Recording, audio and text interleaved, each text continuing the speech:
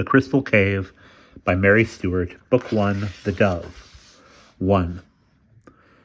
The day my Uncle Camlech came home, I was just 6 years old. I remember him well, as I first saw him, a tall young man, fiery like my grandfather, with the blue eyes and reddish hair that I thought so beautiful in my mother. He came to Maradunham near sunset of a September evening, with a small troop of men. Being only small, I was with the women in the long old-fashioned room where they did the weaving. My mother was sitting at the loom. I remember the cloth. It was of scarlet, with a narrow pattern of green at the edge. I sat near her on the floor, playing knucklebones, right hand against left. The sun slanted through the windows, making oblong pools of bright gold on the cracked mosaics of the floor. Bees droned in the herbs outside, and even the click and rattle of the loom sounded sleepy. The women were talking among themselves, over their spindles, but softly, heads together. And Moravik, my nurse, was frankly asleep on her stool in one of the pools of sunlight. When the clatter and then the shouts came from the courtyard, the loom stopped abruptly, and with it, the soft chatter of the women, from the women. Moravik came awake with a snort and a stare. My mother was sitting very straight, head lifted, listening. She had dropped her shuttle. I saw her eyes meet Moravik's. I was halfway to the window when Moravik called to me sharply, and there was something in her voice that made me stop and go back to her without protest. She began to fuss with my clothing, pulling my tunic straight and smoothing my hair, so that I understood the visitor to be someone of importance. I felt excitement and also surprise that apparently I was to be presented to him. I was used to being kept out of the way in those days. I stood patiently while Moravik dragged the comb through my hair and over my head. She and my mother exchanged some quick, breathless talk, which, hardly heeding, I did not understand. I was listening to the tramp of hooves in the yard and the shouting of men, words here and there coming clearly in a language neither Welsh nor Latin, but Celtic with some accent, like the one of Les Britain, which I understood because my nurse, Moravik, was a Breton, and her language came to me as readily as my own. I heard my grandfather's laugh and another voice replying. Then he must have swept the newcomer indoors with him, for the voices receded, leaving only the jingle and stamp of the horses being led to the stables. I broke from Moravik and ran to my mother. "Who is it?" "My brother, Camlech, the king's son." She did not look at me, but pointed to the fallen shuttle. I picked it up and handed it to her. Slowly and rather mechanically, she set the loom moving again. "Is the war over, then?" "The war has been over a long time. Your uncle has been with the High King in the south." "And now he has come back because my Uncle David died." David had been the heir, the king's eldest son. He had died suddenly and in great pain of cramps in the stomach. And Ellen, his widow, who was childless, had gone back to her father. Naturally, there had been the usual talk of poison, but nobody took it seriously. David had been well liked, a tough fighter and a careful man, but generous where it suited. "They say he'll have to marry. Will he, Mother?" I was excited, important at knowing so much, thinking of the wedding feast.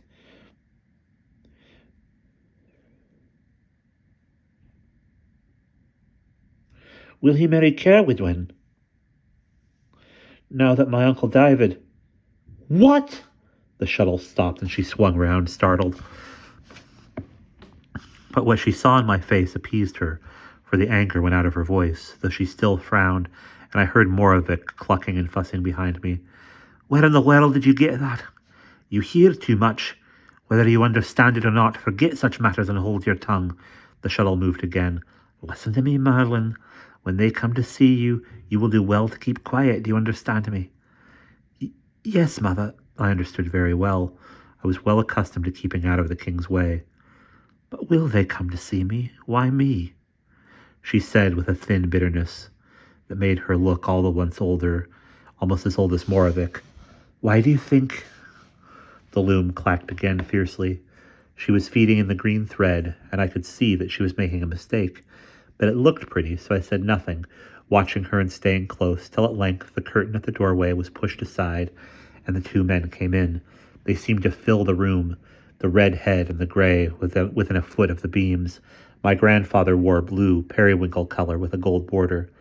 Camlac was in black. Later I was to discover that he always wore black. He had jewels on his hands and at his shoulder, and beside his father he looked lightly built and young, but as sharp and whippy as a fox. My mother stood up. She was wearing a house robe of dark brown, the color of peat, and against it her hair shone like corn silk. But neither of the two men glanced at her. You would have thought there was no one in the room but I, small as I was by the loom. My grandfather jerked his head and said one word, "Out!" And the women hurried in a rustling, silent group from the chamber. Moravik stood her ground, puffed up with bravery like a partridge. But the fierce blue eyes flicked to her for a second, and she went. A sniff as she passed them was all that she dared. The eyes came back to me. "Your sister's bastard," said the king. "There he is, 6 years old this month, growing like a weed, and no more like any of us than a damned devil's whelp would be. Look at him! Black hair, black eyes, and as scared of cold iron as a changeling from the hollow hills. You tell me the devil himself got that one, and I'll believe you." My uncle said only one word, straight to her. "Whose?" "You think we didn't ask, you fool," said my grandfather. "She was whipped till the women said she'd miscarry, but never a word from her. Better if she had, perhaps some nonsense they were talking, old wives' tales of devils coming in the night to lie with young maids, and from the look of him they could be right."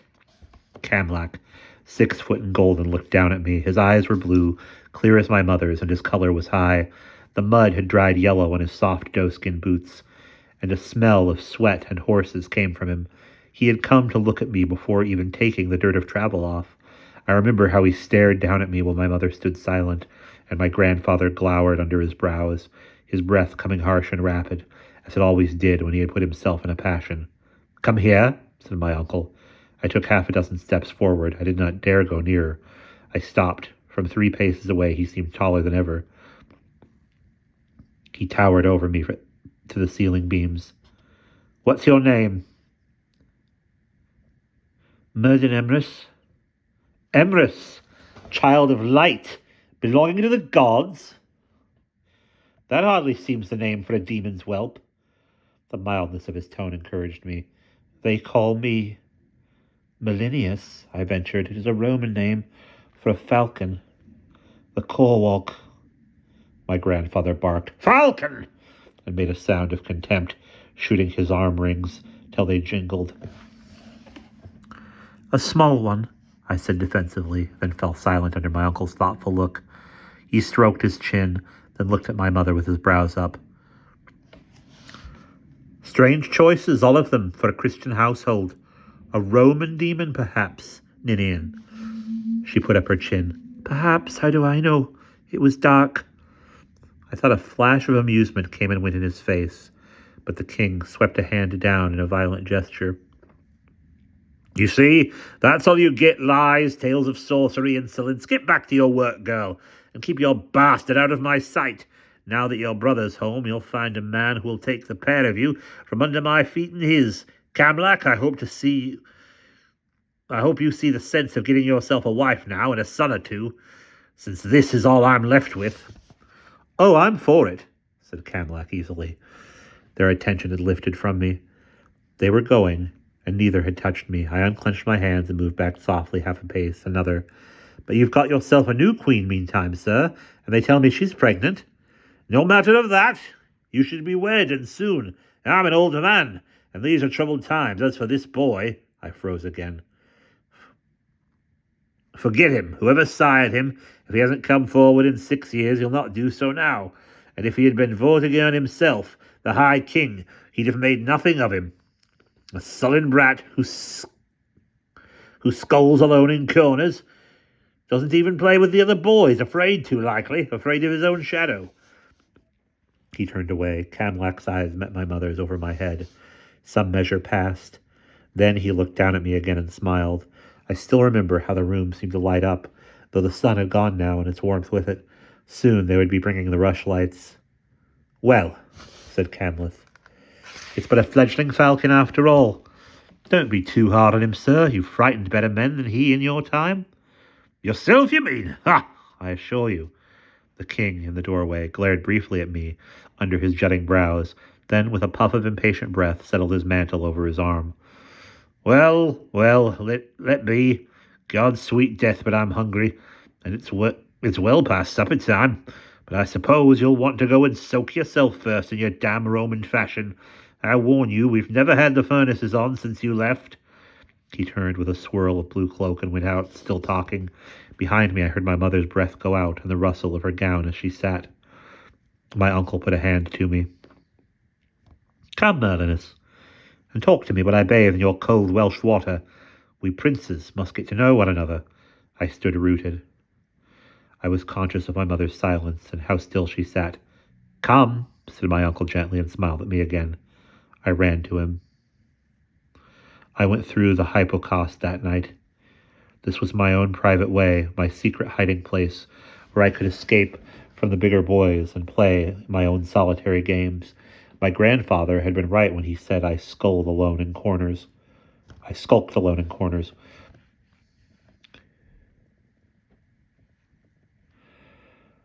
But this was not from fear, though the sons of his nobles followed his lead, as children do, and made me the butt of their rough war games whenever they could catch me. At the beginning, it is true, the tunnels of the disused heating system were a refuge, a secret place where I could hide and be alone, but I soon found a curiously strong pleasure in exploring the great system of dark, earth-smelling chambers under the palace floors. My grandfather's palace had been, in times past, a vast country house belonging to some Roman notable who had owned and farmed the land for several miles each way along the river valley. The main part of the house still stood, though badly scarred from time and war, and by at least one disastrous fire, which had destroyed one end of the main block and part of a wing. The old slaves' quarters were still intact round the courtyard, where the cooks and the house servants worked, and the bathhouse remained, though patched and plastered, and with the roof rough thatched over the worst bits. I never remember the furnace working. Water was heated over the courtyard fires. The entrance to my secret labyrinth was the stokehole in the boiler house. This was a trap in the wall under the cracked and rushing boiler, barely the height of a grown man's knee, and hidden by docks and nettles and a huge curved metal shard fallen from the boiler itself. Once inside, you could get under the rooms of the bathhouse, but this had been out of use for so long that the space under the floors was too cluttered and foul even for me. I went the other way, under the main block of the palace. Here, the old hot air system had been so well built and maintained that even now the knee-high space under the floors was dry and airy, and plaster still clung to the brick pillars that held up the floors. In places, of course, a pillar had collapsed or debris had fallen, but the traps which led from one room to another were solidly arched and safe, and I was free to crawl unseen and unheard, even as far as the king's own chamber. If they had ever discovered me, I think I might have received a worse punishment than whipping. I might have listened innocently enough to dozens of secret councils, and certainly some very private goings-on, but that side of it never occurred to me, and it was natural enough that nobody should give a thought to the dangers of eavesdropping in the old days of the flues. In the old days, the flues had been cleaned by boy slaves, and nobody much beyond the age of 10 could ever have got through some of the workings. There were one or two places where even I was hard put to wriggle through. I was once in danger of discovery one afternoon when Moravik supposed I was playing with the boys, and they in turn thought I was safe under her skirts. The red-haired Dinius, my chief tormentor, gave a younger boy such a shove from the roof tree where they were playing that the latter fell and broke a leg, and set up such a howling that Moravik, running to the scene, discovered me absent and set the palace by the ears. I heard the noise and emerged, breathless and dirty, from under the boiler. Just as she started to hunt through the bathhouse wing, I lied my way out of it and got off with boxed ears and a scolding. But it was a warning. I never went into the hypocaust again by daylight, only at night before Moravik came to bed, or once or twice when I was wakeful and she was already abed and snoring. Most of the palace would be abed too. But when there was a feast, or when my grandfather had guests, I would listen to the noise of voices and the singing, and sometimes I would creep as far as my mother's chamber and hear the sound of her voice as she talked with her women. But one night I heard her praying, aloud as one does sometimes when alone, and in the prayer was my name, Emrys. And then her tears. After that I went another way, past the queen's rooms, where almost every evening Olwen, the young queen, sang to her harp among her ladies until the king's tread came heavily down the corridor and the music stopped. It was for none of these things that I went. What mattered to me, I see it clearly now, was to be alone in the secret dark, where a man is his own master except for death. Mostly I went to what I called my cave. This had been part of some main chimney shaft, and the top of it had crumbled so that one could see the sky. It had held magic for me since the day I had looked up at midday and seen, faint but unmistakable, a star. Now when I went at night, I would curl up in my own bed of stolen stable straw and watch the stars wheeling slowly across and make my own bet with heaven, which was, if the moon should show over the shaft while I was there, the next day would bring me my heart's desire. The moon was there that night, full and shining. She stood clear in the center of the shaft, her light pouring down on my upturned face, so white and pure that it seemed I drank it in like water. I did not move till she had gone, and the little star that dogs her. On my way back, I passed under a room that had been empty before, but which now held voices. Camlach's room, of course. He and another man whose name I did not know, but who, from his accent, was one of those who had ridden in that day. I found that they came from Cornwall. He had one of those thick, rumbling voices, of which I caught only a word here and there as I crawled quietly through, worming my way between the pillars, concerned only not to be heard. I was right at the end wall, and feeling along for the arched gap of the next chamber, when my shoulder struck a broken section of flute pipe, and a loose piece of fireclay fell with a rattle. The Cornishman's voice stopped abruptly. "What's that?" Then my uncle's voice, so clear down the broken flute that you would have thought he spoke in my ear. "Nothing. A rat. It came from under the floor, I tell you. The place is falling to pieces." There was the sound of a chair scraping back and footsteps going across the room. Away from me, his voice receded. I thought I heard the chink and gurgle of a drink being poured. I began slowly to edge along the wall towards the trap. He was coming back. "And if she does refuse him, it will hardly matter. She won't stay here, at any rate, no longer than my father can fight the bishop off and keep her by him. I tell you, with her mind set on what she calls a higher court, I have nothing to fear, even if he came himself." "As long as you believe her." "Oh, I believe her. I've been asking here and there, and everyone says the same." He laughed. "Who knows? We may be thankful yet to have a voice at that heavenly court of hers before this game's played out. And she is devout enough to save the lot of us, they tell me, if she'll only put her mind to it." "You may need it yet," said the Cornishman. "I may. And the boy?" "The boy?" repeated my uncle. He paused, and the soft footsteps resumed their pacing. I strained to hear. I had to hear. Why should it have mattered? I hardly knew.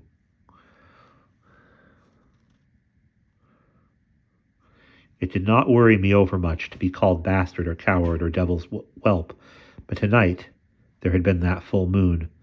He had turned, his voice carried clearly, careless, indulgent even. "Ah, yes, the boy, a clever child, at a guess, with more there than they give him credit for, and nice enough, if one speaks him fair. I shall keep him close to me. Remember that, Alan. I like the boy." He called a servant in then to replenish the wine jug, and under cover of this I crept away. That was the beginning of it. For days I followed him everywhere, and he tolerated, even encouraged me, and it never occurred to me that a man of 21 would not always welcome a puppy of 6, forever trotting at his heels. Morvick scolded when she could get hold of me, but my mother seemed pleased and relieved, and bade her let me be. And that is the end of the first chapter.